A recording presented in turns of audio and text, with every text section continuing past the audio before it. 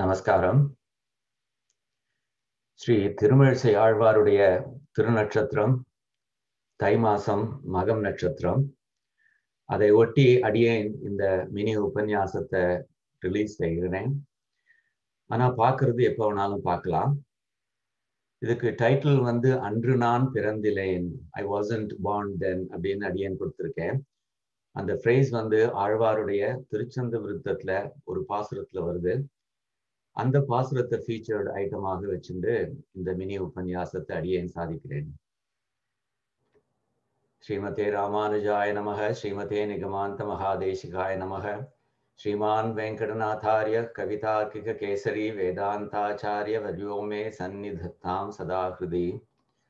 ஆழ்வார்கள் ஆச்சாரியர் அருளை உலகினிலே வாழ்வார்கள் தம்மிடையே பரப்பிடவே, ஆழ்வானே ஞாலத்தில் அணுவின் சிறுமதியுடைய ஏழைக்கு காலத்தில் அருளாயோ கார்முகிலே.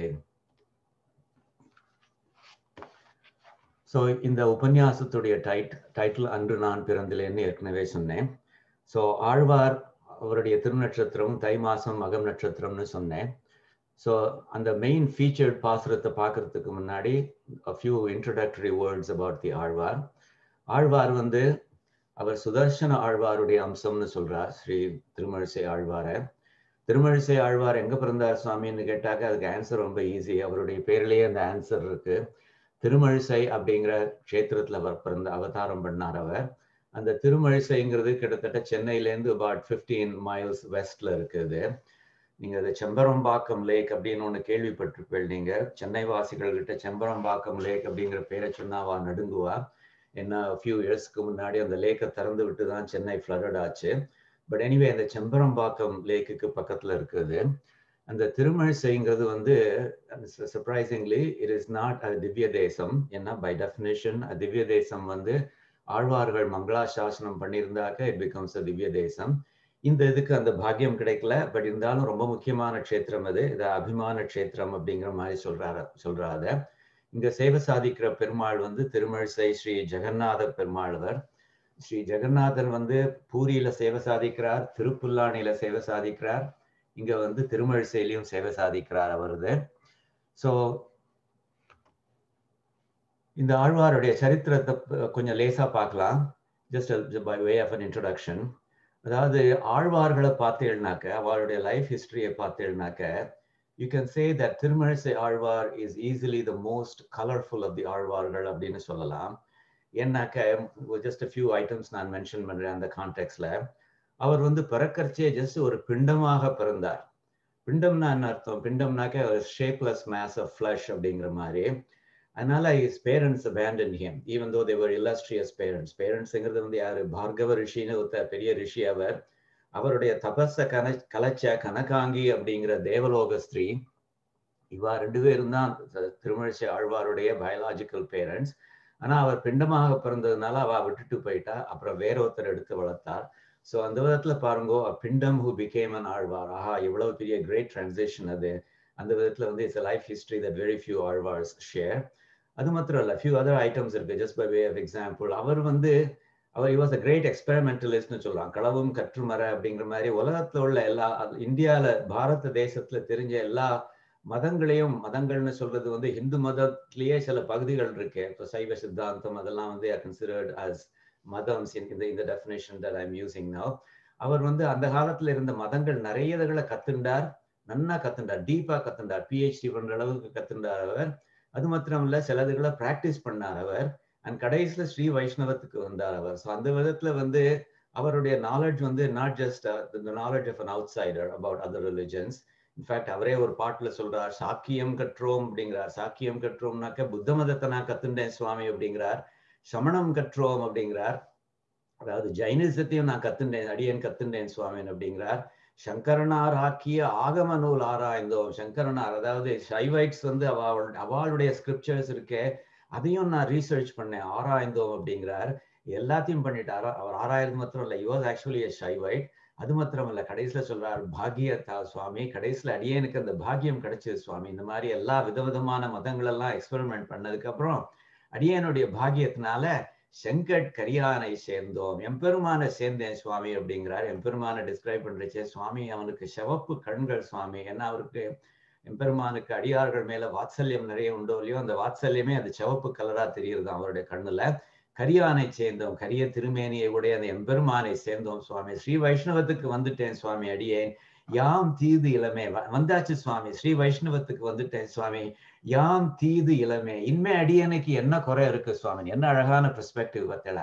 குறை ஒன்றும் இல்லைன்னு நம்ம சொல்றோமே, அதுதான் அவர் சொல்றாரு. நான் சுவாமி நான் எம்பெருமானை அடைஞ்சிட்டேன் சுவாமி, இனிமே எனக்கு என்ன குறை சுவாமி அப்படிங்கிறார். அது மாத்திரமல்ல, எங்கட்கு அரியது ஒன்று இந்த எங்களை மாதிரி என்ன அடியேன் மாதிரி உள்ள ஸ்ரீ வைஷ்ணவாளுக்கு எங்களால முடியாதது அப்படிங்கிற மாதிரி ஒண்ணுமே கிடையாது அப்படிங்கிறார். எங்கட்கு அரியது ஒன்று இல்லை அப்படின்னு எவ்வளவுதான் சொல்றாரு பாருங்கோ. தொண்டரடிப்புடி ஆழ்வாரும் சொல்றார், பூவுலகுண்டு மிழ்ந்த முதல்வ நின் நாமம் கற்ற ஆவலிப்பு உடைமை கண்டாய் அரங்கமானகருளானே. சுவாமி நின் நாமம் கற்ற உம்முடைய திருநாமத்தை கத்துட்டோம் நாங்க, அதனால அது ஒரு பெரிய ஒரு சாத்வீக கர்வம் ஒண்ணு வந்துருது சுவாமி. ஆவலிப்புன்னு அவர் சொல்றாரு. அவர் ஆவலிப்பு உடைமை கண்டா எங்ககிட்ட இருக்கு பார்த்தீரா சுவாமி அப்படின்னு இவர் தொண்டரடிப்புடி ஆழ்வார் வந்து ரங்கநாதன் கிட்ட சொல்றாரு. அவர் அந்த மாதிரிதான் எங்களுக்கு அரியது ஒன்று, எங்களால முடியாது ஒண்ணும் கிடையாது சுவாமி. மேபி எங்களுடைய சரீரத்துக்கு மத்தவா கெடுதல் பண்ணலாம், பட் எங்களுடைய ஆத்மாவை ஒன்னும் பண்ண முடியாதவா அப்படிங்கிற மாதிரி சொல்றாரு அவர். பட் எதுக்கு சொல்றேன்னாக்க, ஸோ இந்த கலர்ஃபுல் பார்ட் என்னன்னாக்கா, அவர் டிஃப்ரெண்ட் இது ரிலிஜன்ஸ் அவர் வந்து கத்துருக்கார், ப்ராக்டிஸும் பண்ணியிருக்கார் அவர் அப்படிங்கிற மாதிரி. அது மாத்திரம் இல்ல, சைவைட்டா இருந்தாலும் he fought with Siva, Sivaperuman கூட சண்டை போட்டார்னு ஒரு சரித்திரம் இருக்கு. அவர் பண்ணாராம். சிவபெருமானுடைய நெற்றிக் கண்ணை வந்து இவர் நியூட்ரலைஸ் பண்ணாராம். தன் யோகத்தினால தன்னுடைய கட்ட விரல்ல ஒரு கண்ணை உருவாக்கி, அந்த கட்ட விரல் உள்ள கண்ணால சிவபெருமானுடைய முக்கண் மூணாவது கண்ணை அவர் நியூட்ரலைஸ் பண்ணார் அப்படிங்கிற மாதிரி. எத்தனை பேர் இதை ரெஸ்யூமேல போட்டுக்க முடியும்? ஐ neutralised சிவபெருமான்ஸ் third eye with my own yogic eye which I created on my toe அப்படின்னு எத்தனை பேர் தங்களுடைய இல்ல ரெஸ்யூமேல போட்டுக்க முடியும்? ஆனா சுவாமி திருமழிசை ஆழ்வார் வந்து அவர் அதுல போட்டுக்க முடியும். அது மாத்திரமல்ல, அவர் எம்பெருமானையே வந்து அவர் உத்தரவு போட்டு ஆர்டரை ஃபாலோ பண்ண வச்சவர். எம்பெருமான் திருவெக்கால உள்ள எம்பெருமான், அதே மாதிரி திருக்குடந்தையில உள்ள எம்பெருமானுக்கெல்லாம் உத்தரவு போட்டு அந்த உத்தரவை ஃபாலோ பண்ண வச்சவர் இவர். ஃபார் எக்ஸாம்பிள், திருவெக்கால உள்ள பெருமாளை வந்து அங்க வந்து என்ன சொல்றாரு, ஒரு காலத்துல வந்து இவருடைய திருமழிசை ஆழ்வாருடைய சிஷ்யனான கணிகண்ணன் ஒருத்தன் பல்லவ மகாராஜாக்கு ஒரு பெரிய கோபம் வந்துருது அவன் மேல. அதுக்கு there's a big history behind it, but I'm not able to go into that today. But அந்த ஹிஸ்டரி, அதனால அந்த பல்லவ மகாராஜா கோபம் வந்ததுனால கணிகண்ணன்கிற இவருடைய சிஷ்யனை வந்து எக்ஸ்பெல் பண்ணிடுறான் காஞ்சிபுரத்துல இருந்து. அப்கோர்ஸ் ஒரு சிஷ்யனுக்கு அவமரியாதை பண்ணாக்க அது குருவுக்கும் அவமரியாதை பண்ணது தானே. அதனால திருமழிசை ஆழ்வாருக்கும் அது பொறுக்கல. அதனால அவர் சொல்றார், நீ என்னுடைய சிஷ்யனை வெளியே போக சொல்றியா, என்ன நானும் போறேன் அப்படின்னு சொல்றார். தான் மாத்திரம் போறதா இல்ல, அவர் வந்து தன்னோட திருவெக்கால் உள்ள எம்பெருமானையும் கூட்டிக்கிறார். சுவாமின் கணிகண்ணன் போகின்றான், அடியேனுடைய சிஷ்யனான கணிகண்ணன் இருக்கானே, அவன் காஞ்சிபுரத்தை விட்டு கிளம்பின்னு இருக்கான் சுவாமி. இந்த பல்லவ மகாராஜா அவனுக்கு இது அவமரியாதை பண்ணிட்டான். காமருனாக்க ரொம்ப விரும்பத்தக்க, வெரி லைக்கபிள், கட்சி பூக்கள் நிறைந்த கட்சினா காஞ்சிபுரம். அப்படிப்பட்ட காஞ்சிபுரம் இருக்க, அங்க உள்ள மணிவண்ணா, அங்க உள்ள மணி போல கரு நீல நிறமுள்ள எம்பெருமானே, நீ கிடக்க வேண்டாம், நீ இங்க இருக்க வேண்டாம், இனிமேலேருந்து என்ன ஃபாலோ பண்ணிட்டு இந்த காஞ்சிபுரத்தை விட்டு வாக் அவுட் பண்ணிடுவது, இந்த பல்லவ ராஜாக்கு ஒரு இது லெசன் டீச் பண்ணணும், அதனால நீ கிடக்க வேண்டாம், கிளம்பி எந்திருந்து வா அப்படிங்கிறார். துணிவுடைய சென்னா புலவன் யான் போகின்றேன். துணிவுனாக்க கரேஜ். இந்த சென்னா புலவன் இருக்கானே, இந்த குளோரியஸ் போயட் தன்னை சொல்லிக்கிறார் அவர். சென்னா புலவன் யான் போகின்றேன், நான் காஞ்சிபுரத்தை விட்டு வெளியில போறேன் சுவாமி, அடியனுக்கு கரேஜ் நிறைய இருக்கு, துணி. அதே மாதிரி நீயும் ஒன்றன் பைனாக பாய் சுருட்டி கொள்ளும், ரொம்ப அழகா சொல்ற. அதனால நீரும் என்ன பண்ண, உன்னுடைய பொட்டி படிலாம் இந்த படுக்கையை சுருட்டிண்டு வாம் அப்படின்னு சொல்றாரு. எம்பெருமானுடைய படுக்கைங்கிறது என்னது, பைன் நாகம் இல்லையா, அந்த படுத்துக்கிற அந்த நாகப்பாம்பு, ஆதிசேஷன் அப்படிங்கிறது. பைன் நாக பாய் சுருட்டிண்டு உம்முடைய பாயை சுருட்டிண்டு கிளம்புவோம், பொட்டி படுக்கை எடுத்துட்டு காஞ்சிபுரத்தை விட்டு கிளம்புவோம் அப்படின்னு சொல்லி உத்தரவு போடுறாரு அவர். எம்பெருமானுக்கு வந்து தர்ம சங்கடம் ஆயிடுது. சுவாமின் எல்லாரும் அடியேனை வந்து சுவாதந்திரியன் அப்படிங்கிறார். ஆனாக்க நீர் வந்து உத்தரவு போடுறீரே, சுவாதந்திரியன்னாக்கா is an independent one. He doesn't take orders from anyone else அப்படிங்கிற மாதிரி. அவன் என்ன சங்கல்பிச்சானோ அதுதான் நடக்கும், வேற ஒருத்தர் சொன்னதே அவன் கேட்கறது அவசியம் இல்லை அப்படிங்கிற மாதிரி. நீர் என்ன அடியனுக்கு உத்தரவு போடுறீர், உமக்கு உத்தரவு போடுறதுக்கு உமக்கு எங்க இருந்து இந்த அத்தாரிட்டி கிடைச்சது, வாட் இஸ் யுவர் பிரமாணம், வாட் இஸ் யுவர் அத்தாரிட்டி அப்படிங்கிற மாதிரி கேட்கிறார். அதுக்கு இவர் சொல்றார், திருமழிசை ஆழ்வார் சொல்றார், சுவாமி நீர் தானே சொல்லியிருக்கேர், நீர் வந்து அடியாருக்கு தாசன் அப்படின்னு நீர்தானே சொல்லியிருக்கேன் அப்படிங்களா. எங்க சுவாமி சொல்லியிருக்கேன் அப்படின்னு எம்பெருமான் கேட்கிறார். நீர்தான சுவாமி. அந்த துர்வாச ரிஷி வந்து அம்பரீஷனோட கதையில துர்வாச முனிவரை வந்து உன்னுடைய திருவாழை துரத்திந்து வரைச்சே அந்த துர்வாச முனிவர் வந்து உம்மகிட்ட சரணடைஞ்சார்.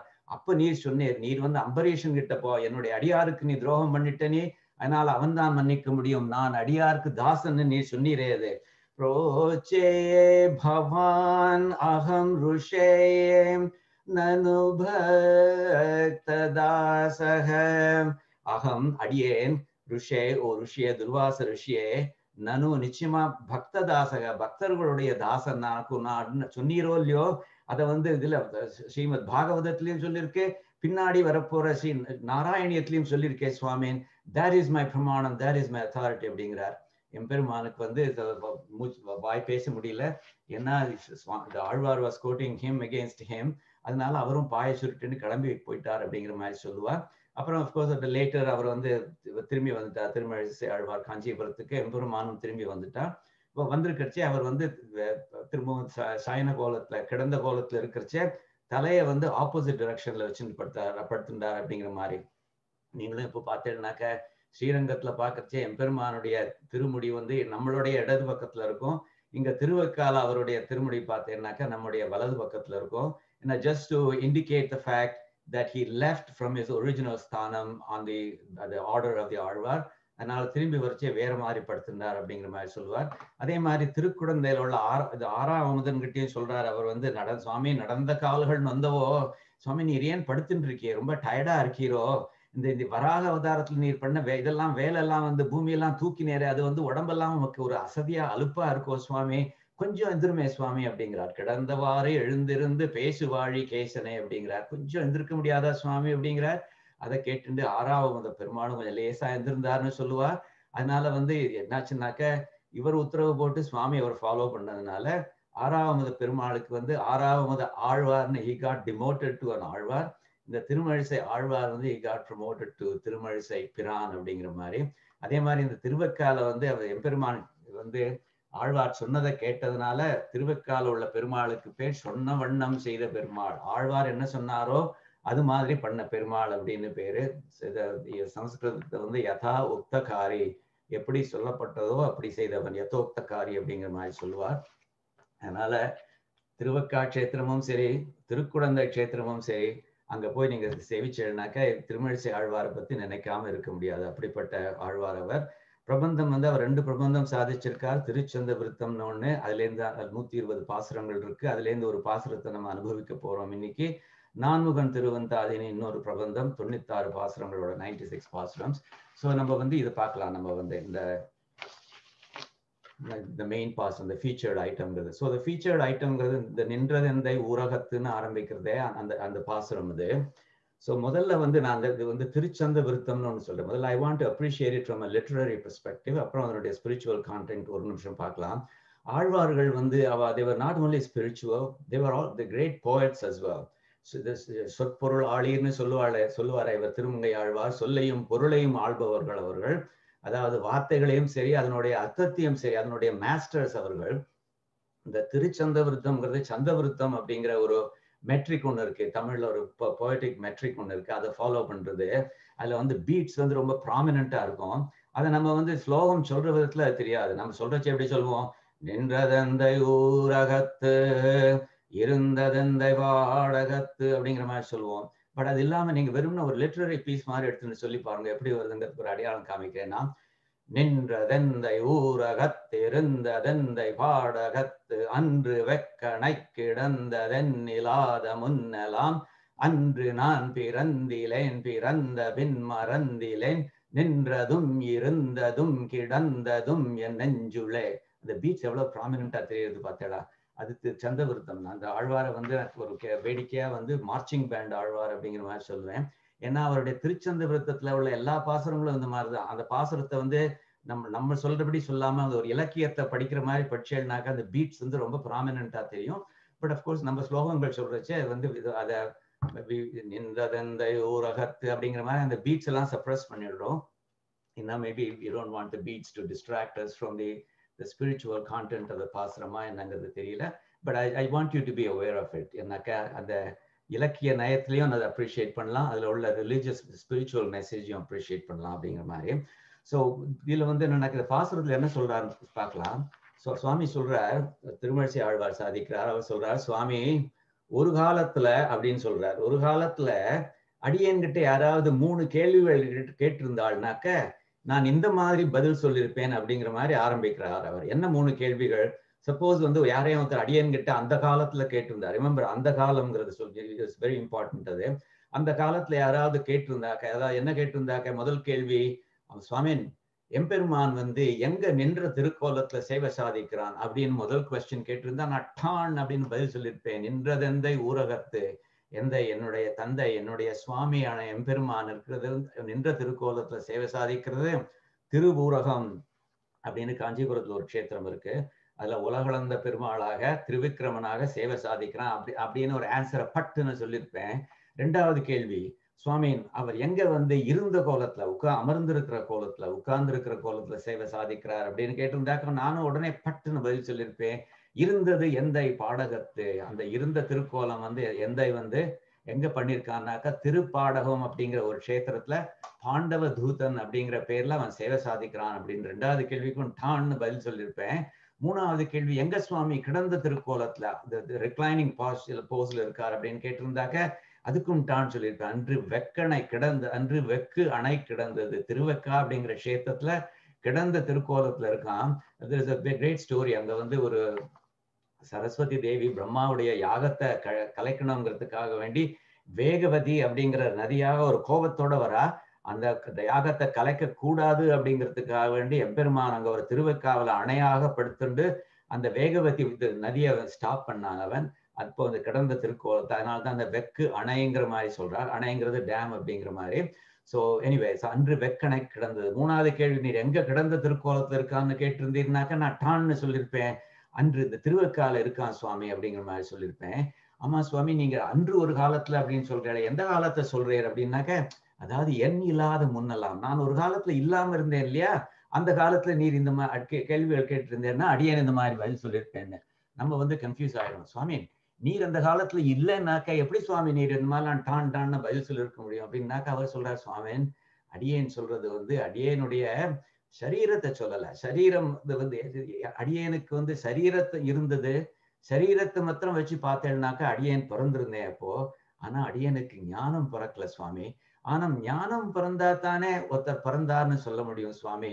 நம்மள மாதிரி ஒரு மனுஷாளுக்கு வந்து ஞானம் இல்லைன்னாக்கா நமக்கும் வந்து மற்ற கல்லு மண்ணு புல்லு பூண்டுகளுக்கும் என்ன வித்தியாசம் சுவாமி. அதனால ஞானம் எனக்கு பிறக்காத அந்த காலத்தை சொன்னதுனால நான் வந்து என் இல்லாத முன்னலாம், நான் இல்லாத முந்தி காலத்துலலான்னு சொன்னேன். ஏன்னா அன்று நான் பிறந்திலேன் சுவாமி, அன்று எனக்கு ஞானம் பிறக்கல சுவாமி. பார்த்தல the definition of the word பிறப்புங்கிறது என்னன்னாக்க, birthங்கிறது என்னதுன்னாக்க it's not when you were born அப்படிங்கிற மாதிரி. இப்போ அடியேன் வந்து எடுத்துட்டேன்னாக்க அடியேன் நான் தடிமாடு மாதிரி வளர்ந்துருக்கேன், அதனால அடியேன் பிறந்துட்டேன்னு சொல்ல முடியுமா? முடியாது அப்படிங்கிறார். திருமழிசை ஆழ்வாரும் சொல்றார், மற்ற ஆச்சாரியர்களும் சொல்றார். அதை நான் எக்ஸாம்பிள் காமிக்க போறேன். எனக்கு ஞானம் பிறந்தா தான் பிறந்த மாதிரி அப்படிங்கிற மாதிரி. that is the point that this பாசுரம் emphasizes. அன்று நான் பிறந்திலேன், அன்னைக்கு எனக்கு ஞானம் பிறக்கல சுவாமின், அதனால அடியேனே பிறக்கலன்னா. ஆனா ஒண்ணு சுவாமின், பிறந்த பின் மறந்திலேன். ஞானம்னு ஒண்ணு பிறந்ததுக்கு அப்புறம் அதை நான் மறக்கவே இல்லை சுவாமி. I'm not going to change anymore. I will never go back to my original days of the அஜ்ஞானம் அப்படிங்கிற மாதிரி சொல்றார். பட் இப்போ வந்து அடியேன் கிட்ட அதே கேள்விகளை கேளுங்கோ, நான் வேற மாதிரி பதில் சொல்றேன் அப்படிங்கிறாரு. இந்த 3 கேள்விகள், எம்பெருமான் எங்க நின்ற திருக்கோலத்துல சேவை சாதிக்கிறார், இருந்த திருக்கோலத்துல கிடந்த கோலத்துல சேவை சாதிக்கிறார் அப்படின்னு நீங்க இப்போ கேட்டீங்கன்னாக்க அடியேன் சொல்லுவேன், நின்றதும் இருந்ததும் கிடந்ததும் நெஞ்சுளே சுவாமின். அவர் வந்து அடியேனுடைய உள்ளத்துல, அடியேனுடைய ஹிருதயத்துல வந்து எல்லா திருக்கோலங்கள்லயும் சேவை சாதிக்கிறார் சுவாமி. அடியேன் கோவிலுக்கு போகணுங்கிற அவசியமே இல்லை. அவர் ஒரு யோகி. அவர் திருமழிசை ஆழ்வார்ங்கிறவர் வந்து ஒரு யோகி அவர். அதனால வந்து he was much more aware of எம்பெருமான்ஸ் presence inside us. அதாவது எம்பெருமான் வந்து 5 திருக்கோலத்துல 5 நிலைகளை சேவை சாதிக்கிறான்னு சொல்லுவா. பர, வியூக, விபவ, அர்ச்ச, அந்தரியாமிங்கிறது. பரங்கிறது பரமபதத்துல அவர் இருக்கிறது, நமக்கெல்லாம் போய் பார்க்க முடியுமா? நமக்கு முக்தி கிடைச்சதுக்கு அப்புறம் தான் பார்க்க முடியும். அதே மாதிரி வியூகம்ங்கிறது பார்க்கடல்ல இருக்கிறது. இதெல்லாம் நமக்கு இப்ப பார்க்கறதுக்கு கொடுத்து வைக்க முடியாது, கொடுத்து வைக்கல. விபவங்கிறது அவர் அவதாரம் எடுத்துட்டு கீழே வரச்சே, ராமாவதாரம் கிருஷ்ணாவதாரம் எடுக்கிறச்சே, அது கூட நம்ம வந்து கதைகள்ல கேட்டு அனுபவிக்க முடியுமே தவிர நேர்ல அனுபவிக்க முடியாது. ஆனா அர்ச்சாவதாரம்ங்கிறது எம்பெருமான் கோவில்கள்ல நம்மளுடைய பெருமாள் சன்னதிகள்ல சேவை சாதிக்கிறது எல்லாம் அர்ச்சாவதாரம். அது ஒரு 4வது நிலை மாதிரி. கடைசியில அந்தர்யாமின்னு ஒரு நிலை. அந்த அந்தர்யாமி நிலையை தான் சொல்றார். நின்றதும் இருந்ததும் கிடந்ததும் என் நெஞ்சுள்ளே. அதாவது டிஃப்ரெண்ட் ஆழ்வார்கள் வந்து இந்த நிலைகள்ல வந்து டிஃப்ரெண்ட் நிலைகளை எம்பசைஸ் பண்றா அப்படிங்கிற மாதிரி சொல்வா. திருமங்கை ஆழ்வார் பார்த்தீங்கன்னாக்க அவருக்கு அர்ச்சாவதாரம் ரொம்ப பிடிக்கும். அவருடைய பாசுரங்கள் நிறைய இது வந்து கோவில் கோவிலா போய் சேவிச்சுட்டு அங்க மங்களாசாசனம் பண்றாரோ இல்லையோ, அதனால அர்ச்சாவதாரம் அவருக்கு ரொம்ப பிடிக்கும் அப்படிங்கிற மாதிரி சொல்லுவா. திருமழிசை ஆழ்வார் வந்து இவர் யோகி, so to some extent he preferred the அந்தர்யாமி நிலை அப்படிங்கிற மாதிரி சொல்லலாம். ஸோ அதைத்தான் அவர் சொல்றாரு. ஆனா முக்கியமான பாயிண்ட் என்னன்னாக்க, ஞானம் பிறந்தா தான் பிறந்த மாதிரி. இவர் சொல்றாரு அழகா, பாரதியார் சொல்றாரோ இல்லையோ, நல்லதோர் வீணை செய்து அதை நலங்கெட புழுதியில் எறிவதுண்டோ அப்படின்னு சொல்றார். சுவாமி அழகா ஒரு வீணை ஒண்ணு பண்ணி அதை குப்பை தொட்டியில போட்டா என்ன பிரயோஜனம் சுவாமி? அது மாதிரிதான் அப்படி நம்ம அழகான மனுஷனாக ஒண்ணு பிறந்துட்டு, அழகான மனுஷன் அர்த்தம், நமக்கு ஞானம்ங்கிறது ஒண்ணு அதை கிரகிச்சுக்கிறதுக்கு இந்த சக்தி இருக்கு. அப்படிப்பட்ட ஒரு மனுஷனாக பிறந்துட்டு இந்த ஞானத்தை நம்ம வளர்த்துக்கலைனாக்க சுவாமி, அந்த குப்பை தொட்டியில போட்ட வீணை மாதிரிதானே சுவாமி அப்படிங்கிற மாதிரி சொல்றாரு. ஏன்னாக்கா நமக்கு ஞான சக்தி நிறைய இருக்கு. என்னை சுடர்மிகும் அறிவுடன் படைத்து விட்டாய். என்ன அழகான வார்த்தைகள் பாரதியார் யூஸ் பண்றாரு பாருங்க. சுடர்மிகும் அறிவு, the glorious ability to acquire knowledge அப்படிங்கிறார். சுடர்மிகும் அறிவுடன் படைத்து விட்டாய். அதனால வந்து நான் வந்து ஞானம் இல்லாம இருந்தேன்னாக்க அடியேன் பிரயோஜனம் இல்லை அப்படிங்கிற அர்த்தத்துல சொல்றேன். அதுதான் சுவாமி திருமழிசை ஆழ்வார் சொல்றார், அடியேன் பிறந்துட்டேன் சுவாமின், அடியேன் பிறந்துட்டேன் சுவாமின், அடியேனுக்கு ஞானம் வந்துருது சுவாமின் அப்படிங்கிறத ஒரு ப்ரொக்ளைம் பண்றார் இந்த பாட்டுல வந்து. அது மாத்திரம் இல்ல, I will never go back to my old ways அப்படிங்கிறார். பட் சுவாமி ஞானம்னா என்னது சுவாமி அப்படிங்கிற மாதிரி ஒரு கேள்வி ஒண்ணு வரும். அவர் ஞானம்னு சொல்றது வந்து இந்த திருமந்திரம்ங்கிற சொல்றோமோ இல்லையோ, ஓம் நமோ நாராயணாய அப்படிங்கிற திருமந்திரம் இருக்கோ இல்லையோ, அந்த திருமந்திரத்தை வந்து அதுல வந்து இந்த ஞானம்ங்கிறது என்னங்கிறது கிளியரா சொல்றது. திருமந்திரம் சொன்னாலே ஒரு யார் எந்த ஆழ்வார் ஞாபகம் வரணும்னாக்க முதல்ல நமக்கு திருமங்கை ஆழ்வார் தான் வரும். ஏன்னா அவர் வந்து வாடினேன் வாடி வருந்தினேன் மனத்தால் அப்படின்னு ஒரு பெரிய அழகான பதிகம் எழுதியிருக்கார். அவர் முதல்ல பாடின பதிகம் அது.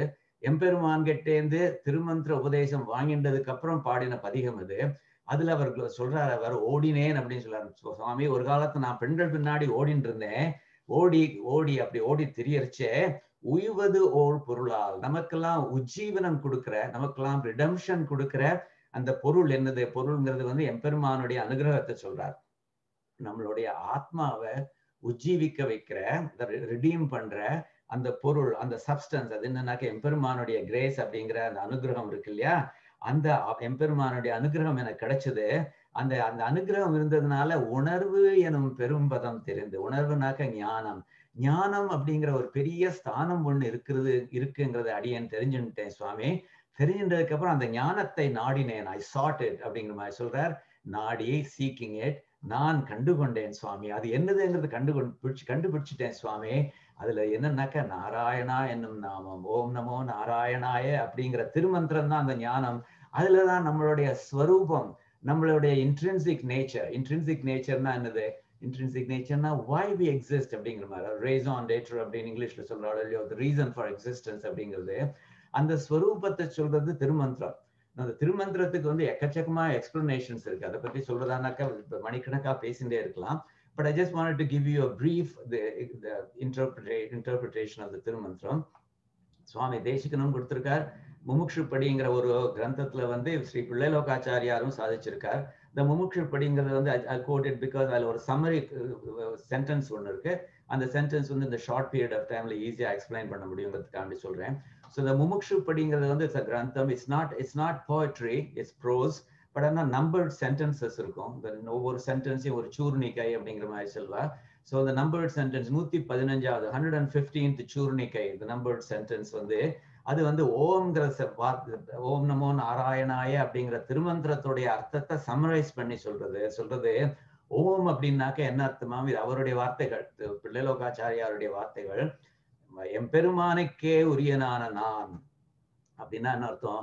I am a Shesha to Sriman Narayanan and him only. எம்பெருமானுக்கே, Sriman நாராயணனானே எம்பெருமானுக்கே உரியன், அவனுக்குத்தான் நான், he is the only one who owns me அப்படிங்கிற மாதிரி அவன். So I am a Shesha to him.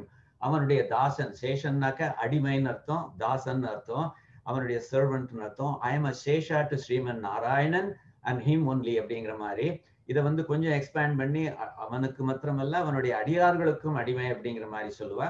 So நீங்க அதையும் சேர்த்துக்கலாம். நீங்க அதுக்கு வந்து அனன்ய சேஷத்துவம் அப்படின்னு அந்த பிரின்சிபிள் பேர். சேஷத்துவம்னாக்கா அடிமையாக இருக்கிறது, அந்நிய சேஷத்துவம்னாக்க எம்பெருமான தவிர மற்றவர்களுக்கு யாருக்காவது அடிமையாக இருக்கிறது, அனன்ய சேஷத்துவம்னாக்க எம்பெருமான தவிர வேற ஒருத்தருக்கும் அடிமை இல்லை அப்படிங்கிற மாதிரி இருக்கிறது. ஸோ ஓம்ங்கிற பிரணவ மந்திரத்துடைய அர்த்தமே நம்மெல்லாம் ஸ்ரீஹஸ்பதி ஆகிய எம்பெருமானுக்கு அவனுடைய அடியார்களுக்கு அவர்களுக்கு மட்டுமே அடிமை அப்படிங்கிறத சொல்றது, வேற ஒருத்தருக்கும் அடிமை இல்லை அப்படிங்கிறத சொல்றது. நமோங்கிறது வந்து என்னன்னாக்கா எனக்கு உரிய நன்றிக்கே ஒழிய வேணும் அப்படிங்கிற அர்த்தம். அதாவது நமோங்கிறது ஷார்ட் ஃபார் ந மம, மமனா என்னுடையது, ந மமனாக்கா என்னுடையது இல்லை அப்படிங்கிற மாதிரி அர்த்தம். அதாவது நான் என்னோடதுன்னு நான் நினைச்சுட்டு இருக்கிற என்னுடைய ஆத்மா அது என்னுடையது இல்லை, மற்றபடி என்னுடைய விஷயங்கள்னு நினைச்சுட்டு இருக்கேன், இந்த வீடு வாசல் அதெல்லாம் இருக்கு, அதெல்லாம் கூட என்னுடையது இல்லை அப்படிங்கிற மாதிரி. ஸோ என்னோட அந்த ஆத்மா என்னுடையதுன்னு நினைச்சுட்டு இருக்கேன், அதுவும் என்னுடையது இல்லை அப்படிங்கிற மாதிரி சொல்றா. ஸோ அதனால வந்து my atma and everything that I think is mine, it is not mine அப்படின்னு யாருடையதுன்னு கேட்டாக்க அது வந்து எம்பெருமானுடையது அப்படிங்கிறது. இதைத்தான் வந்து சுவாமி தேசிகன் வந்து ஞாச தசகத்துல முதல் ஸ்லோகத்துல, ஞாச தசகத்துல ஒவ்வொரு ஸ்லோகமும் ஒரு திருக்குறள் மாதிரி ரொம்ப குட்டியா ரொம்ப அழகா இருக்கும், என்னக்கா பேக்ட் வித் மீனிங்கா இருக்கும். அகம் மத்ரக்ஷண பரோ மத்ரக்ஷண பலம் ததா நமம ஸ்ரீபதேரே வேத் யாத்மானம் நிக்ஷிபேத் புதஹ.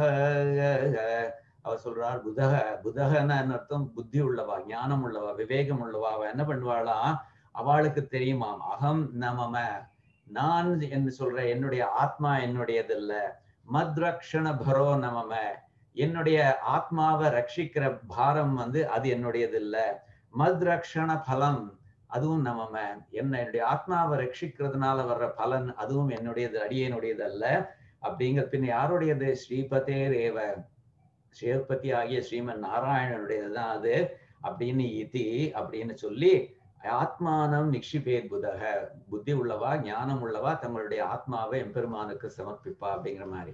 ஸோ எனக்கு உரிய நன்றிக்கே ஒழிய வேண்டும் என்னுடைய ஆத்மா and everything it's not mine. அதனால நான் ஒரு சுவாதந்திரியன் இல்லை, எம்பெருமான் தான் சுவாதந்திரியன், அவன் தான் நினைச்சதை பண்ண முடியும், அடியேனாலும் நினைச்சதை பண்ண முடியாது. நான் நினைச்சேன்னாக்கா எம்பெருமான் அனுகிரகம் இருந்தாலொழி அதை சாதிக்க முடியாது அப்படிங்கிற மாதிரி. ஸோ நம்மெல்லாம் வெறும் பாரதந்திரியர்கள், அவன் தான் சுவாதந்திரியன் அப்படிங்கிறது. அதுதான் நமோங்கிற வார்த்தையுடைய அர்த்தம். கடைசியில நாராயணாய அப்படிங்கிறதுடைய அர்த்தம் என்னன்னாக்கா சர்வசேஷியான நாராயணனுக்கே, சேஷினாக்கா ஓனர்னு அர்த்தம், இந்த ஆப்போசிட் ஆஃப் சேஷன். சேஷன்னாக்கா அடிமை, சேஷின்னாக்கா ஓனர் எஜமானன் அப்படிங்கிற மாதிரி, சுவாமிங்கிற மாதிரி. சர்வசேஷியான எல்லாருக்கும் எஜமானனான நாராயணன் ஸ்ரீமன் நாராயணனுக்கே எல்லா அடிமைகளும் எல்லா கைங்கரியங்களும் செய்ய பெறவேனாக வேணும். அந்த பாக்கியம் எனக்கு கிடைக்கணும், அவனுக்கு கைங்கரியம் பண்ணிட்டே இருக்கணும், அந்த பாக்கியம் எனக்கு கிடைக்கணுங்கிறத நாராயண ஆய அப்படிங்கிறது சொல்றது.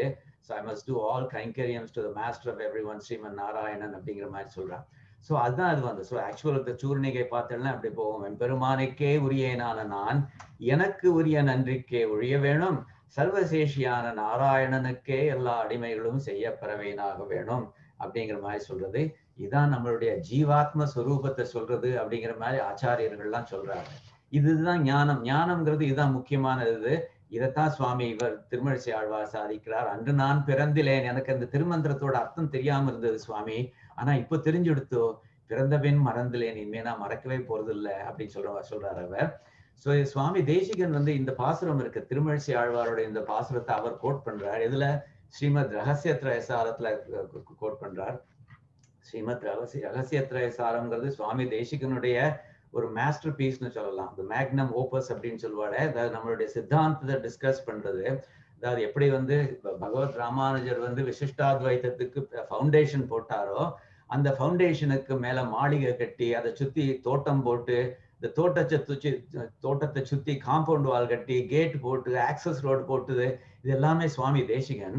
அவர் வந்து இந்த ஸ்ரீமத் ரகசியத்ரய சாரம் அப்படிங்கிற ஒரு கிரேட் பிலோசாபிக்கல் ஒர்க்ல வந்து இவர் சொல்றார். இன்ஃபேக்ட் ரகசியத்ரய சாரம்னா என்ன அர்த்தம், 3 ரகசியங்களுடைய சாரம் அப்படிங்கிற மாதிரி அர்த்தம்.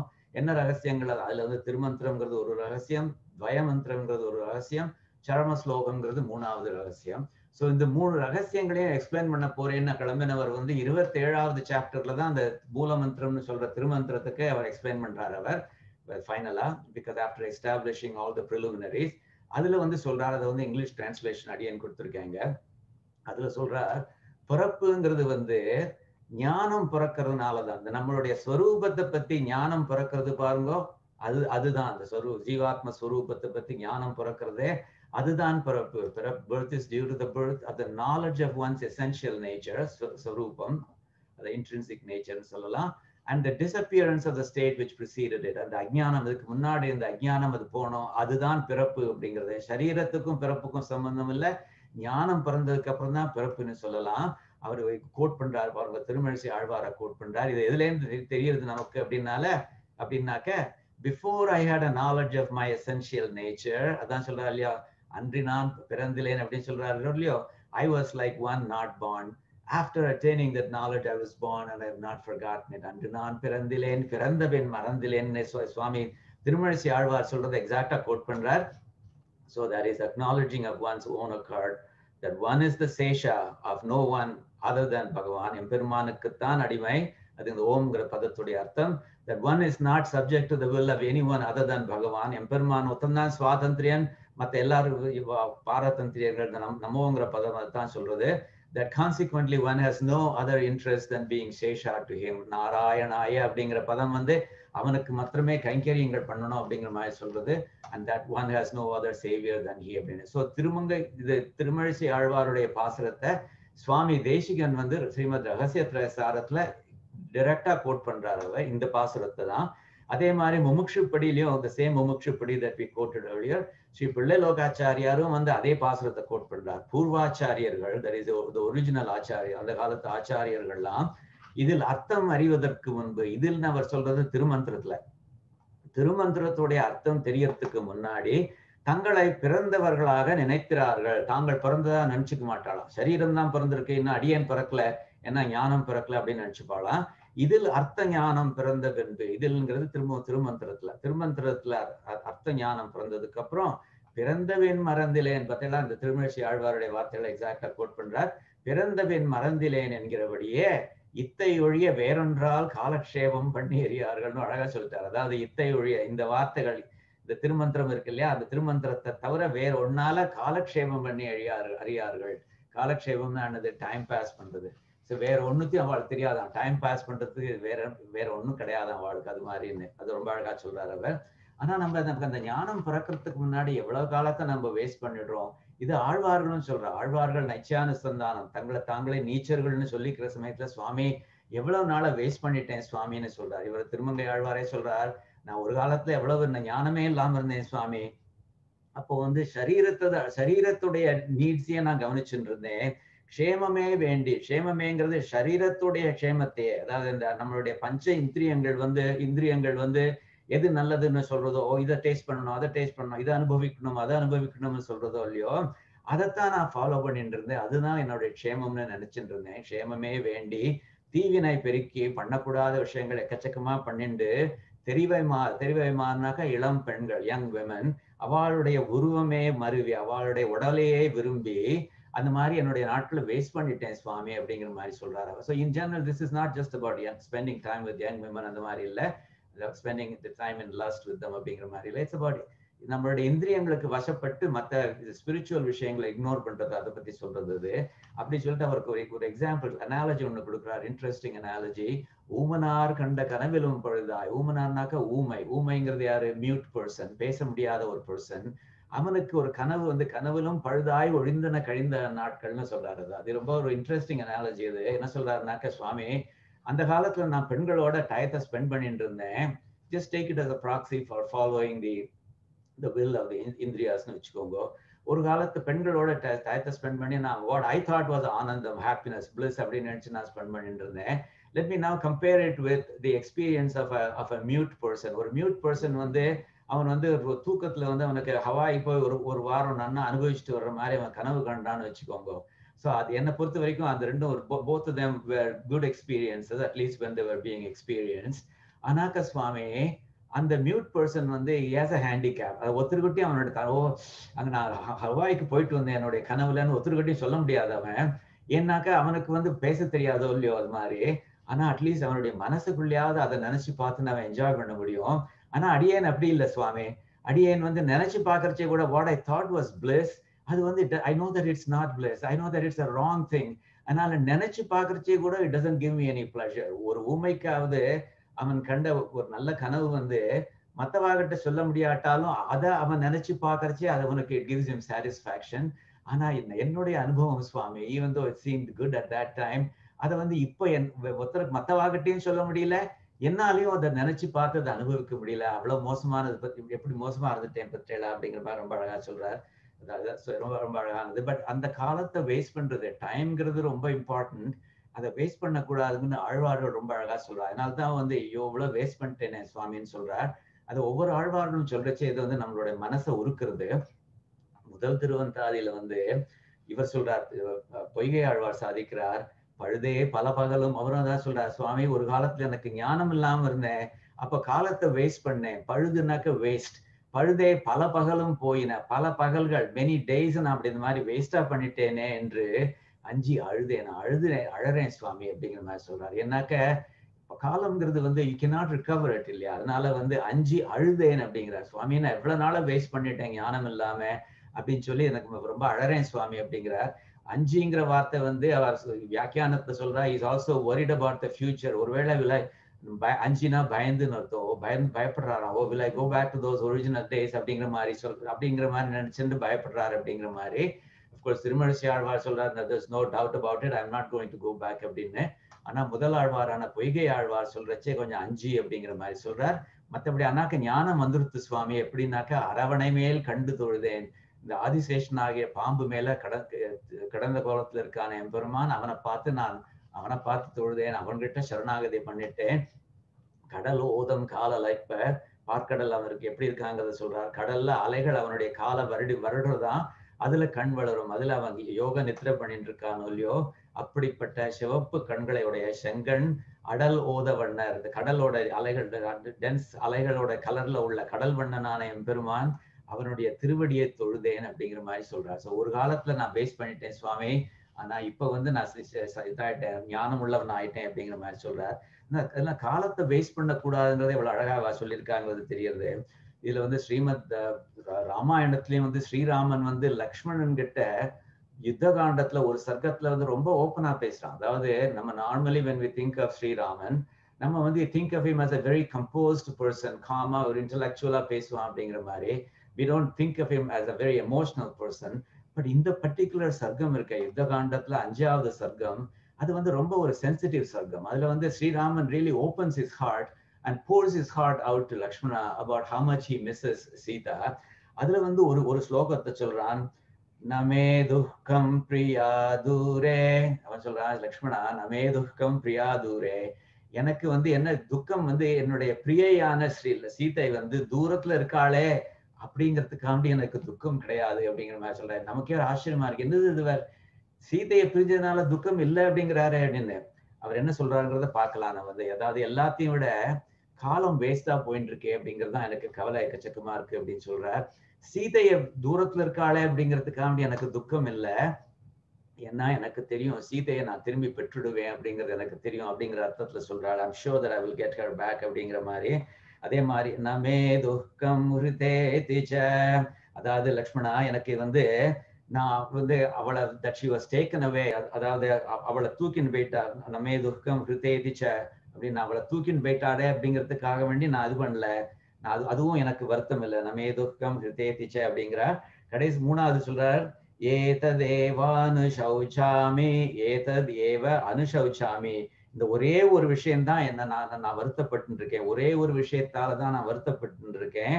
ஏன்னாக்க வயோ அஸ்யாஹ்யதி வர்த்ததே, வயனாக்க வயசு, அஸ்யானாக்க அவளுடைய சீதையுடைய, ஹி அதிவர்த்ததே இட்ஸ் இன்டீட் பாசிங் அவே, சீதையோட வயசு பாட்டு போயின்னு இருக்கே அப்படிங்கிற ஒரே காரணத்தாலதான் நான் வருந்துட்டு இருக்கேன் அப்படின்னு. அதாவது என்ன அர்த்தம், காலம் வேஸ்டா போயிட்டு இருக்கே. There are many months that I have spent without Sita being in my presence. அந்த காலம் திரும்பி வருமா? அந்த can I go back in time and spend that with Sita? முடியாது இல்லையா? அது வந்து எனக்கு எல்லாத்தையும் விட பெரிய துக்கமா இருக்கு. சீதை தூரத்துல இருக்கா, வாஸ்தவம் தான். ஆனா அவளை திரும்பி பெற்றுடுவேன். என்னால அதை பத்தி கவலை இல்ல. அவளை தூக்கிண்டு போயிட்டான், வாஸ்தவம் தான். ஆனா அவனுக்கு I will teach him a lesson. அதனால அதை பத்தி கவலை இல்ல.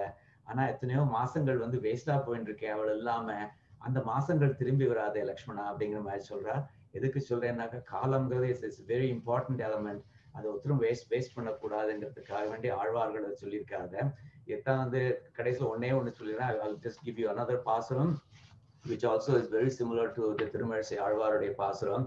இது வந்து 3ஆம் திருவந்தாதியில ஸ்ரீ பேயாழ்வார் அப்படிங்கிறவர் சாதிச்சிருக்கார். பேயாழ்வாருக்கும் சுவாமி இவருக்கும் திருமழிசை ஆழ்வாருக்கும் ஒரு சம்பந்தம் உண்டு. அடியேன்னு சொன்னேன், சைவைட்டா இருந்தவர் வந்து வைஷ்ணவர் ஆனார் அப்படின்னு. அதுக்கு ஹூ வாஸ் இன்ஸ்ட்ருமெண்டல்னு கேட்டேன்னாக்க ஸ்ரீ பேயாழ்வார் தான் வாஸ் இன்ஸ்ட்ருமெண்டல். சுவாமி திருமழிசை ஆழ்வார் பேயாழ்வார் ஒரு சமயம் மீட் பண்ணார். அந்த சமயத்துல ஒரு சம்பாஷணை நடந்தது. அதை based on that he changed from being a Shaivite to being a Sri Vaishnavite அப்படிங்கிற மாதிரி. அந்த கதை இப்போ எனக்கு அடியனுக்கு சொல்றதுக்கு டைம் இல்லை. பட் அதை ஞாபகம் வச்சுக்கோங்க. ஸோ ஸ்ரீ பேயாழ்வார் அப்படிங்கிறது in some ways he was an Acharyan of Shri Thirumazhisai Alvar அப்படிங்கிற மாதிரி. அந்த பேயாழ்வார் என்ன சொல்றாருனாக்கா, அவரும் அந்த நின்றது இருந்தது கிடந்தது அப்படிங்கிறத சொல்றாரு அவர். ஏன்னா நமக்கு வந்து இவர் சொல்றாரோ இல்லையோ, திருமழிசை ஆழ்வார் சாதிக்கிறாரோ இல்லையோ, நின்றதும் இருந்ததும் கிடந்ததும் என் நெஞ்சுளேன்னு சொல்றாரோ இல்லையோ, சிமிலர் தாட்டை வந்து அவருடைய ஆச்சாரியனான ஸ்ரீ பேயாழ்வாரும் சாதிக்கிறார். அவர் என்ன சொல்றார், உய்த்து உணர்வு என்னும் ஒளிகொள் விளக்கு ஏற்றி.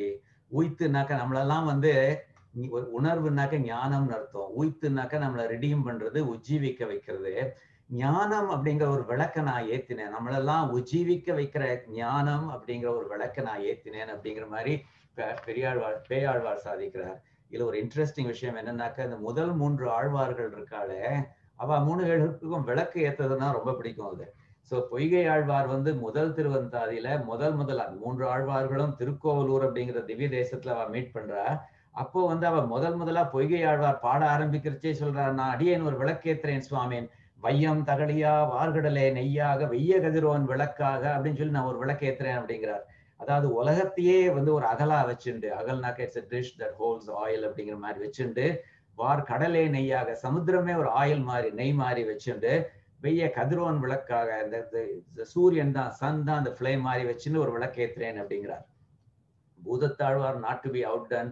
அவர் தன்னுடைய முதல் பாசுரத்துல சொல்றார், அன்பே தகழியாய் ஆர்வமே நெய்யாக இன்புருகு சிந்தை எடுத்திரியான். இந்த ஆழ்வார்களுக்கு வந்து விளக்கேத்துறதுங்கிறது வந்து தீப்பெட்டி வேண்டாம், தீக்குச்சி வேண்டாம், திரி வேண்டாம், எண்ணெய் வேண்டாம், ஒண்ணும் வேண்டாம். அவ அது இல்லாமலே விளக்கேத்திடுறா பாருங்க, எவ்வளவு ஈஸியா. அன்பே தகழியாய், சுவாமி நான் வந்து அகலுக்கு என்ன யூஸ் பண்ணேன் தெரியுமா? அவர் uses 3 words. அன்புன்னு ஒரு வார்த்தை, ஆர்வம்னு ஒரு வார்த்தை, இன்பு உருகு சிந்தைன்னு சொல்றாரு அவர். These are, you can think of these as different gradations of bhakti அப்படிங்கிற மாதிரி. அன்புங்கிறது பக்தின்னு வச்சுக்கோங்க. அந்த அன்பு வந்து இட் லீட்ஸ் டு எம்பெருமான அனுபவிக்கணும் அப்படிங்கிற ஒரு ஆர்வத்தை, ஒரு இன்ட்ரெஸ்டை கிரியேட் பண்றதோ இல்லையோ, அது வந்து ஆர்வம். அந்த ஆர்வத்தினால எம்பெருமான அனுபவிக்கிறச்சே ஒரு இன்பம் கிடைக்கிறதோ இல்லையோ, அந்த இன்பத்துல இவருடைய சிந்தை, இவருடைய மனசு உருகிறது தான். ஸோ அந்த 3 திங்ஸ் சொல்றாரு பாருங்க. அன்பே தகழியாய், பக்தியே அகலாக வச்சுண்டு, ஆர்வமே நெய்யாக, எம்பெருமான அனுபவிக்கணும் அப்படிங்கிற ஆர்வமே நெய்யாக வச்சுட்டு, அதை வச்சுட்டு இன்பு உருகு சிந்தை, அந்த எம்பெருமான அனுபவிக்கிறச்சே ஒரு இன்பம் கிடைக்குமே, ஒரு பிளிஸ் கிடைக்குமே, அந்த பிளிஸ்னால என்னுடைய மனசு உருகிறது. அப்படி உருகிற என்னுடைய மனசையே திரியா வச்சுன்னு நான் விளக்கேத்துறேன் அப்படிங்கிறார். இன்புருகு சிந்தையோட திரியா அப்படிங்கிற மாதிரி சொல்றார். ஸோ இது வந்து பூதத்தாழ்வார். ஸோ 2 ஆழ்வார்கள் விளக்கேத்திட்டார். ஆனா 3வது ஆழ்வாரான பேய் ஆழ்வாருக்கு அப்போ விளக்கேத்துறதுக்கு சான்ஸ் கிடைக்கல. ஏன்னா மத்த ஆழ்வார்கள் ஏத்தின விளக்குல அவர் வந்து திருக்கண்டேன் பொன்மேனி கண்டேன் திகழும் அருக்கன் அணிநிறமும் கண்டேன் அப்படிங்கிற மாதிரி சொல்றாரு. அவர் வந்து he was busy looking at Tayar and an Emperman from the lights lit by the other 2 Alvars. அதனால அவருக்கு லைட் ஏத்துறதுக்கு சான்ஸ் கிடைக்கல. பட் ஆனாக்க 94வது பாசுரத்துல, 3ஆம் திருவந்தாதியில 94வது பாசுரத்துல அவர் விளக்கேற்றுறார் கொஞ்சம் லேட்டா. அப்ப சொல்றார், உய்த்து உணர்வு என்னும் ஒளிகள் விளக்கேற்றி, ஞான விளக்க நான் இப்ப ஏத்துறேன் சுவாமி. வைத்து அந்த விளக்க ஏத்தி வச்சு அவனை நாடி எம்பெருமான நான் தேடிண்டு வலைப்படுத்தேன். எப்படி மீனவர்கள்லாம் அப்படி வலையை போட்டு மீன் பிடிக்கிறாளோ அது மாதிரி நான் எம்பெருமான பிடிச்சிட்டேன் சுவாமி, இனிமே அவர் எஸ்கேப் பண்ண முடியாது அப்படிங்கிற மாதிரி. அப்புறம் ரொம்ப அழகா சொல்றாரு பாருங்க. இதுலதான் அந்த நின்றான் இருந்தான் கிடந்தான்ங்கிற வார்த்தை ரொம்ப அழகா வருது. அப்படி எம்பெருமான நான் பிடிச்சிட்டேன். அதனால மெத்தனவே, மெத்தனவேனாக்க என்ன அர்த்தம்னாக்க காஷியஸ்லின்னு அர்த்தம். எம்பெருமான் வந்து ரொம்ப காஷியஸ்லி அவருடைய நெஞ்சுக்குள்ள புகுந்தானா. அதுவும் புகழ்ச்சி எப்படி பண்ணானா, முதல்ல அவன் மெத்தனவே என் நெஞ்சத்துங்கிற மாதிரி எடுத்துக்கோங்க. முதல்ல காஷியஸ்லி என்டர்ட் மை மைண்ட், நின்றான். முதல்ல மனசுல வந்து அவன் சுவாமி அவன் வந்து நின்றுட்டு இருந்தான் சுவாமி. ஏன்னா it's almost as if he wasn't sure that he was going to spend a lot of time there. நம்ம வந்து ஒரு இடத்துக்கு போய் ஒரு நிமிஷம் தான் அங்க வேலை இருக்குன்னாக்க ஒரு நிமிஷத்துல போய் உட்கார்ந்துட்டோ படுத்துட்டோ ஒண்ணும் பண்ண மாட்டோம். அப்படி நின்னுட்டே வேலையை சாதிச்சுட்டு வந்துருவோமோ இல்லையோ, அது மாதிரி when you are not sure that you are going to spend a lot of time there, you will just stay standing up. அது மாதிரி அவனும் முதல்ல வந்து காஷியஸா, சரி இவன் எவ்வளவு நாளைக்கு இவன் இவங்கிட்ட இருக்க போறேன்னு தெரியலங்கிறதுக்கு அப்படி நின்றதற்கு உலகத்துல இருந்தானா. அப்புறம் கொஞ்ச நேரம் கழிச்சு he got comfortable, சரி உட்கார்ந்துக்கலாம், because I'm going to be spending some more time with him அப்படிங்கிற மாதிரி உட்கார்ந்தாராம். அதுக்கப்புறம் கிடந்தாராம். அதுக்கப்புறம் சரி இங்கேயே தான் நான் இருக்க போறேன், அதனால இனிமே எதுக்கு உட்கார்ந்துக்கணும் நிக்கணும், பேசாம படுத்துடலாம்னு சொல்லி he got so comfortable that he lay down அப்படிங்கிற மாதிரி ரொம்ப அழகா சொல்றாரு பாருங்க. மெத்தனவே நின்றான், இருந்தான், கிடந்தான். ரொம்ப காஷியஸா he went from one stage to another. ரொம்ப அழகா சொல்றார். என் நெஞ்சத்து, என்னுடைய நெஞ்சத்துல, என்னுடைய ஹிருதயத்துல தான் பண்ணா பொன்றாமை மாயன் புகுந்து. இந்த பொன்றாமை மாயன் புகுந்துனாக்க எனக்கு ஒரு குறையே இல்லாம இந்த மாயனை மண்ணு வடமதுரை மைந்தனை அப்படின்னு சொல்றாளோ இல்லையோ. ஸோ அந்த மாதிரி அந்த மாயன் வந்து எம்பெருமான் வந்து அந்த மாதிரி பண்ணா அப்படிங்கிற மாதிரி சொல்றாரு. குறைவே இல்லாம பண்ணா அப்படிங்கிற மாதிரி சொல்றாரு அவர்.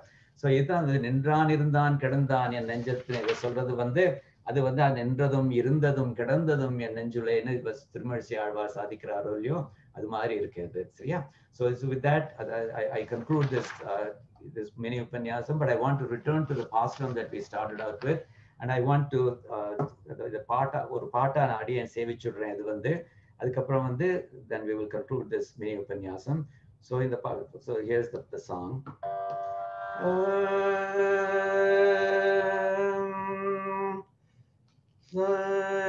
நிசத மபக மரிக மகரிசம்.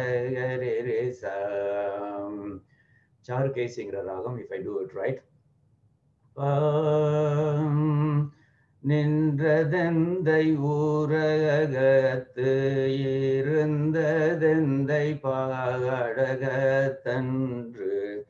வெக்கணை கிடந்த என் இலதக முன் எல்லாம் அன்று நான் பிறந்தில்லையேன், அன்று நான் பிறந்தில்லையேன், பிறந்த பின் மறந்தில்லையேன், அன்று நான் பிறந்தில்லையேன், பிறந்த பின் மறந்தில்லையேன், நின்றதும் இருந்ததும் கிடந்ததும் என் நெஞ்சுளே, நின்றதும் இருந்ததும் கிடந்ததும் என் நெஞ்சுளே.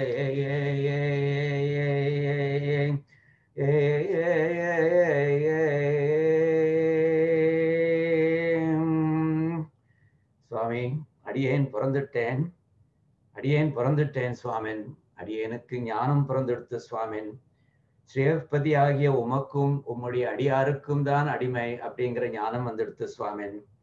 நான் எனதுன்னு ஒண்ணுமே கிடையாது, நீர்தான் சுவாதந்திரியன், அடியேன் பாரதந்திரியன் அப்படிங்கிற ஞானம் வந்துடுத்து சுவாமின். உமக்கு கைங்கரியம் செஞ்சுட்டே இருக்கணும் அப்படிங்கிற ஞானம் வந்துடுத்து சுவாமின். இந்த ஞானம் வந்ததுனால தேவரீர் அடியேனுடைய திருவுள்ளத்துல எழுந்தருளிட்டீர். இனிமேலிருந்து எல்லா திருக்கோலங்கள்லயும் தேவரீர் நீர் சேவை சாதிக்க போறீர் அடியேனுடைய திருவுள்ளத்துல. அந்த திருக்கோலங்களை அடியேன் அனுபவிச்சுண்டு உமக்கு அடிமையாக இருந்துண்டு கைங்கரியம் பண்ணிண்டே இருக்கணும், அதுக்கு நீர் அனுகிரகம் பண்ணணும் சுவாமின் அப்படின்னு வேண்டிண்டு இந்த மினி உபன்யாசத்தை அடியேன் முடிக்கிறேன். ஸ்ரீ திருமழிசை ஆழ்வார் திருவடிகளே சரணம். அடிஷ்னல் இன்ஃபர்மேஷனுக்காக வேண்டி இந்த ஹெரிட்டேஜ் ஆஃப் இந்தியா கிளாஸஸ் சேனல்ல என்னென்ன விஷயங்கள் இருக்குங்கிறதுக்கு இல்லை கொஞ்சம் லிஸ்ட் இருக்கு. திருமந்திரத்தை பத்தி பேசினோம். வாடினேன் வாடி வருந்தினேன் அப்படிங்கிற பதிகம் வந்து நீங்க பிளேலிஸ்ட் அப்படிங்கிற இதுல போய் பார்த்தேன்னாக்க வாடினேன் வாடி வருந்தினேங்கிற பிளேலிஸ்ட்ல அந்த திருமந்திரத்தை இன்னும் கொஞ்சம் டீட்டெயில்டா பார்க்கலாம். அதே மாதிரி முதல் ஆழ்வார்களை பத்தி பேசினோம். அதுல வந்து அதுக்கு வந்து உபன்யாசம்ஸ் அப்படிங்கிற பிளேலிஸ்ட்ல பார்த்தீங்கன்னாக்க முதலாழ்வார்கள் வைபவம் அப்படிங்கிற ஒரு உபன்யாசம் ஒன்று இருக்கும், அதை பார்க்கலாம். அதே மாதிரி திருவெக்கால ஒரு அணை வந்து எம்பெருமான் வந்து தான் அணையாக படுத்திருந்தார் அப்படிங்கிற மாதிரி சொன்னோம். அது வந்து தேசிகனுடைய மெய்விரத மான்மியம் அப்படிங்கிற உபன்யாசத்துல அது அவைலபிளா இருக்கு. அதுவும் உபன்யாசம்ஸ் அப்படிங்கிற பிளேலிஸ்ட்ல இருக்கு, இது எல்லாத்தையும் பார்க்கலாம். ஸோ கவிதார்க்கிக சிம்ஹாய கல்யாண குணசாலினே ஸ்ரீமதே வெங்கடேஷாய வேதாந்த குரவே நமக. ஸ்ரீ ஆழ்வார் எம்பெருமானார் தேசிகன் திருவடிகளே சரணம். சர்வம் கிருஷ்ணார்ப்பணம் அஸ்து. ஸோ அடியனுடைய இமெயில் அட்ரஸ், சேனலுடைய ஐடென்டிஃபிகேஷன் எல்லாம் அதில் போட்டிருக்கு. I also offer my pranams to all the other people who have helped me. Namaskaram.